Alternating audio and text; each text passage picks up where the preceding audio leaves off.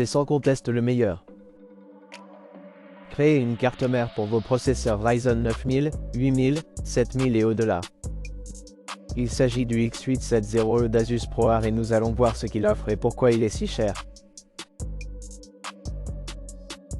Jetons un œil. L'obtention de licence Windows est bon marché et facile avec Cookies.com et si vous utilisez le code TN20, vous bénéficiez d'une remise supplémentaire. Terminez l'achat, copiez la clé et collez-la dans les paramètres d'activation et vous avez terminé. Consultez également leur licence Microsoft Office 19 et utilisez le même code TN20 pour bénéficier de la remise supplémentaire. Découvrez Cookies.com dans la description vidéo ci-dessous. Vous savez donc probablement que j'ai une relation d'amour et de haine avec les cartes mères ProArt. Juste une petite remarque rapide. Si vous avez suivi mon histoire avec le Z790 ProArt et le service client que j'ai réellement connu, vous savez. J'ai eu quelques réunions à huis clos dans les coulisses avec certains des dirigeants d'Asus UK. Et puis certaines de ces préoccupations ont été transmises au siège et ils mettent en œuvre un grand nombre de nouvelles choses différentes en raison de ce que j'ai vécu et de la vidéo que j'ai réalisée. J'attends donc une déclaration du siège pour que nous puissions vraiment approfondir ce qu'ils vont changer. Mais il semble que nos vidéos et vos commentaires ont fait la différence. Alors merci beaucoup. Au fait, si vous aimez ces vidéos de carte mère, appuyez sur ce bouton j'aime. Cela fait vraiment une différence. Abonnez-vous si vous ne l'avez pas déjà fait. Et déballons ça. La première chose que je remarque est qu'il est prêt pour l'IA avancée sur PC. Quelle est exactement l'IA de ce PC? Le CPU n'a pas de NPU. Le GPU que vous allez mettre là. Oui, potentiellement. Cette carte mère est-elle vraiment une carte mère? À l'heure actuelle, tout doit être de l'IA, n'est-ce pas? Ci-dessous, nous avons le guide de démarrage rapide de l'utilisateur. Antenne Wi-Fi, c'est le même. Ils n'ont pas changé ça. C'est génial et sympa que vous ayez mis cette règle PCB ici. Mais je ne connais aucune personne créative qui utiliserait réellement cela. Nous avons l'entretoise en caoutchouc Monsieur 2. Si vous avez un Monsieur 2 unilatéral, en voici un autre, un câble DisplayPort pour avoir un passage vidéo via l'USB 4 que vous verrez dans une minute. Nous avons une diapositive rapide Monsieur 2, quelque chose comme ça ici. Nous avons un loquet rapide Monsieur 2. Quelques câbles SATA et le connecteur du panneau avant, ce qui est sympa. D'accord. Une chose que je remarque également, c'est que l'emballage est un peu meilleur qu'avant. Avant, il n'avait pas ce truc en plastique en dessous. Cela protège donc beaucoup plus l'arrière de la carte mère. Tous les CMS, les petits condensateurs minuscules, les choses qui se trouvent de l'autre côté, sont protégés. Tout d'abord, j'adore le design ProArt. Je pense que de plus en plus de fabricants de composants PC devraient le faire. Cela a l'air magnifique, un look un peu minimaliste. Nous avons des designs ProArt de type or et noir. J'aurais aimé qu'ils rendent leur logo un peu plus simple. Je pense que c'est un peu trop. Trouvez d'une manière ou d'une autre comment vous pouvez implémenter le type de logo triangulaire Asus dans ProArt. J'aimerais bien voir ça parce que c'est un peu trop mental pour moi. Nous avons de gros dissipateurs thermiques pour nos alimentations électriques et nos VRM. Nous voyons ici un énorme dissipateur thermique pour la fente supérieure. Nous montrons quelques dissipateurs thermiques ci-dessous. Donc, c'est comme le dissipateur thermique du chipset en bas ici. Et puis le gros dissipateur thermique pour nos Monsieur 2 là-dessus. Alors, avant de regarder les connecteurs de la carte mère, il s'agit du même socket AM5 qui prenait en charge votre Ryzen 7000. Également 8000 et maintenant 9000 également. Et j'espère même plus et au-delà. Je pense qu'il y aura une autre génération de processeurs qui utiliseront ce socket. C'est donc une excellente possibilité de mise à niveau que vous avez avec ce socket, ce qui est fantastique. Ce sont maintenant des emplacements DDR5. Il y a 4 emplacements, vous pouvez donc mettre jusqu'à 192 Go à ce stade. Je pense qu'à l'avenir, vous pourrez peut-être en supporter encore plus lorsque, vous savez, des modèles plus gros sortiront. 256 probablement ici. Le site web indique que vous pouvez avoir jusqu'à 8000 emplacements d'IMSTIC plus MHz ici. Cela signifie donc que si vous souhaitez exécuter une RAM plus rapide, le Ryzen 9000 aura un meilleur support IMC et une mémoire plus rapide. Également avec 4 emplacements sombres. Donc, si vous le souhaitez, vous préférerez probablement le Ryzen 9000 et non le Ryzen 7000. Alors regardons quelques connecteurs, et nous commençons par le haut. Nous avons 2 connecteurs d'alimentation, CPU 1 et 2. Ensuite, nous avons des connecteurs de ventilateurs. Intéressant, ils sont tous recouverts de caoutchouc pour les protéger. Nous avons le ventilateur du processeur, le processeur est en option, donc il partage la bande passante. Et puis nous avons le ventilateur de la pompe à IO, qui fonctionne à 100% en permanence. Nous avons ici un en-tête ou un cavalier de surtension du processeur. C'est une sorte de chose étrange. Il s'agit d'une carte mère de créateur. Je ne pense pas que les créateurs overclockeront avec ça. Et s'ils veulent faire de l'overclocking, ils n'opteront pas pour cette carte mère. Donc c'est un peu déroutant pour moi. Et vous pouvez faire de l'overclocking avec cela même sans cette en-tête. C'est comme une tension supplémentaire. Si vous voulez l'envoyer au processeur et, vous savez, potentiellement le faire cuire, placez simplement le cavalier tout à droite et au milieu. Nous avons du RVB. Il s'agit d'un en-tête ARGB 5V. Alimentation ATX 24 broches pour votre PC. Nous avons un connecteur USB-C sur le panneau avant. Et cela représente une vitesse de 20 gigabits. Emplacement USB 3.2 Gen 2X2.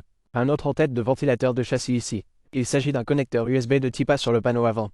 Et cela prend en charge des vitesses de 5 gigabits. Ensuite, nous avons deux ports SATA ici. Nous avons un en-tête de panneau avant ici. Ensuite, un autre ventilateur de châssis. Ensuite, nous avons un en-tête de température. Et puis je ne suis pas sûr de ce que sont ces deux en-têtes là. Je crois que ce sont les en-têtes de test CMOS ou Mister Clair là-bas. Vous pouvez donc en quelque sorte placer la batterie ici. Un autre capteur ici. Le châssis T2. Et puis la température. Encore deux en-têtes de température ici. Si vous souhaitez ajouter quelque chose. Deux ports SATA supplémentaires. Nous avons quelques ports USB 2.0 ici. 3 d'entre eux. Ensuite, un autre en-tête ARGB 5V. Et un autre en-tête ARGB 5V. Il s'agit d'un en-tête TPM là-bas. En-tête com et audio du panneau avant. Il est intéressant de noter que cette fois, il n'y a pas d'en-tête RGB 12V. Il n'y en a que 5 et 3 ici. Ensuite, examinons les emplacements Monsieur 2. Et c'est là que les choses deviennent très intéressantes. J'aime donc le fait qu'ils utilisent ce type de bouton à libération rapide ici. Il suffit d'appuyer et le dessus se détache tout seul. Vous avez un dissipateur thermique massif pour le dessus. Comme vous pouvez le voir ici. C'est très grand. Il y a beaucoup de métal ici. Et puis, vous avez même un petit dissipateur thermique en dessous. Un tout petit truc qui comprime ou qui fait sortir un peu plus de chaleur par le bas. Vous n'avez donc besoin d'aucun outil pour installer Monsieur 2 ici. Il suffit de le mettre là-dedans. Et avec cette version rapide ici, vous pouvez simplement les installer Monsieur 2. C'est vraiment sympa. Maintenant, ils disent que c'est très DIY, vous savez, convivial et adapté au PC. Mais vous devez toujours avoir un tournevis pour dévisser ce dissipateur thermique inférieur afin d'installer vos Monsieur 2.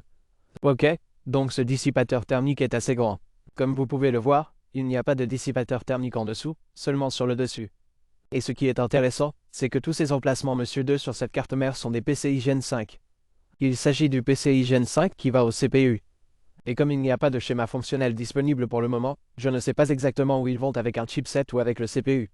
Mais le processeur Ryzen dispose de plus de voies PCA que celui d'Intel. Il est fort probable que cela aille quelque part là-bas. Comme vous pouvez le voir, il y a 24 voies utilisables au total.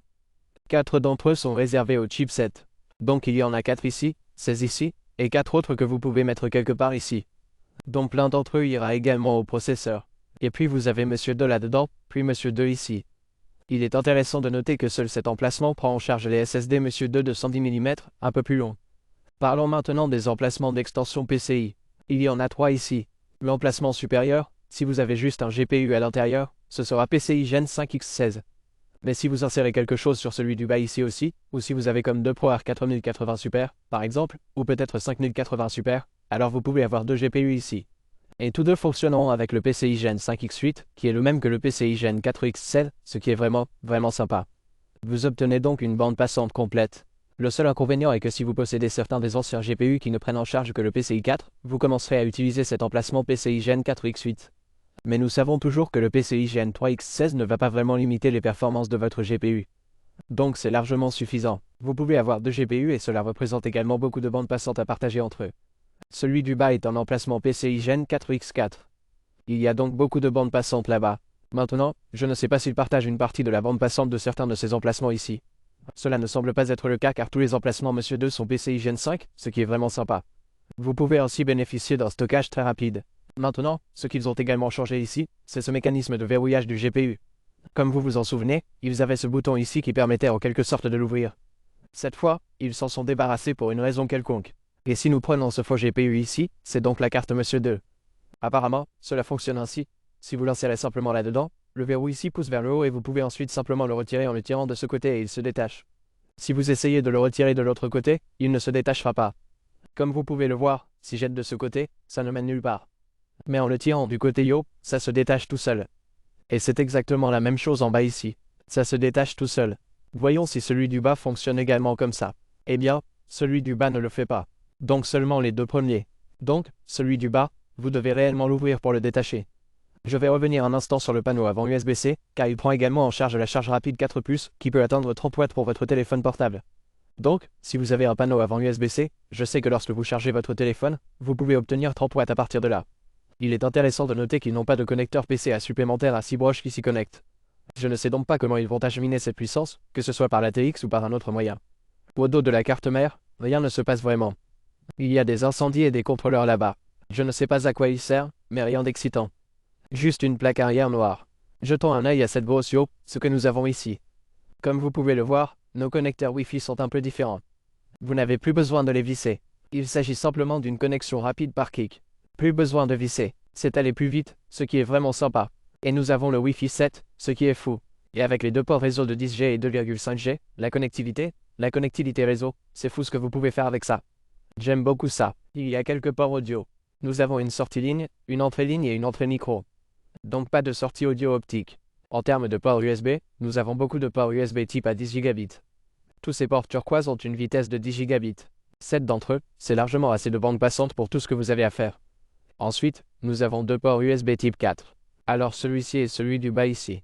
Un USB 4, qui peut atteindre 40 gigabits par seconde, plus un relais d'affichage. Ce qui signifie que vous pouvez prendre le câble qui était dans la boîte de votre GPU, le mettre dans ce port ici. Et puis vous obtiendrez également une sortie vidéo par là. Désormais, vous pouvez obtenir uniquement la sortie vidéo via les GPU internes. Parce que, vous savez, il y a aussi un iGPU dans certains processeurs Ryzen.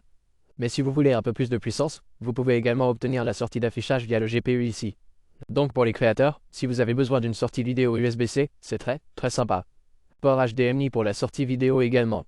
Nous avons ici un bouton CMOS clair. Si vous branchez votre clé USB BIOS sur ceci ici.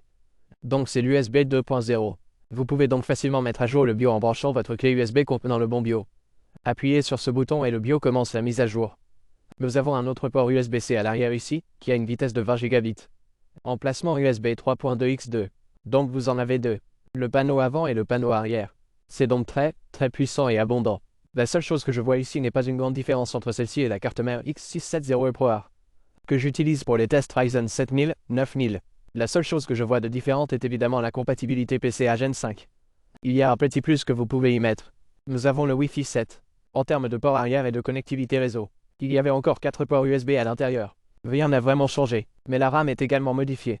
La compatibilité de la RAM et la vitesse à laquelle vous pouvez exécuter la RAM. Donc c'est sympa. Maintenant, la dernière chose que je veux mentionner est le prix. Ce n'est pas une carte mère bon marché. Et pour les créateurs qui recherchent quelque chose de solide et professionnel. Celui-ci a toutes les cloches et sifflets. J'aime que le 10G soit là. Beaucoup de connectivité et de réseautage. Tout est là, si vous utilisez Adobe Creative Cloud. Ensuite cette carte mère avec cet achat. Vous pouvez également bénéficier de 3 mois gratuits. Ce qui fait baisser le prix et fait que cela en vaut la peine et a du sens.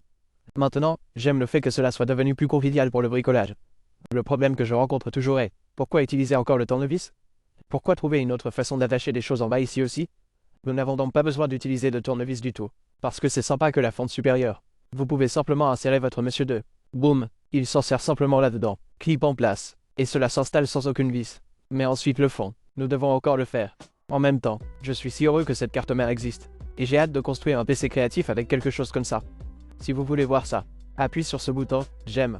Abonnez-vous si vous ne l'avez pas déjà fait, ou découvrez les dernières versions de Bank for Buck dans la description vidéo ci-dessous.